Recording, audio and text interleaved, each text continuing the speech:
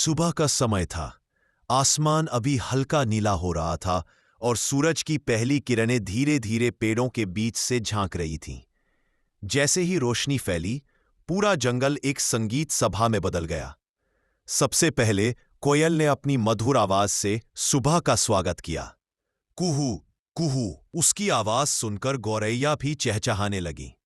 उनके छोटे छोटे पंख और प्यारी चहचहाहट ने वातावरण को जीवंत बना दिया। फिर तोते अपनी हरी चमकीली पंख फैलाकर आसमान में उड़ गए। उनकी टाई टाई ने जंगल में हलचल मचा दी। मैना और बुलबुल भी उनसे जुड़ गईं और ऐसा लगा जैसे कोई बड़ा संगीत कार्यक्रम शुरू हो चुका हो। पेड़ की ऊंची डाल पर बैठा मोर अपने सुंदर पंख फैलाकर धीरे धीरे नाचने लगा। उसकी आवाज कांव कांव पूरे जंगल में गूंज उठी। थोड़ी ही देर में दर्जनों मोर इकट्ठा हो गए और सामूहिक नृत्य करने लगे। उनकी चमकीली पंखों की रंगीन छटा पर सूरज की किरणें पड़ रही थीं, जो देखने वालों को मंत्रमुग्ध कर रही थीं। इसी बीच आकाश में ऊंचाई पर बाज और चील अपने अपने घेरे बनाते हुए उड़ रहे थे। उनकी तेज नजरें दूर तक सब कुछ देख सकती थी।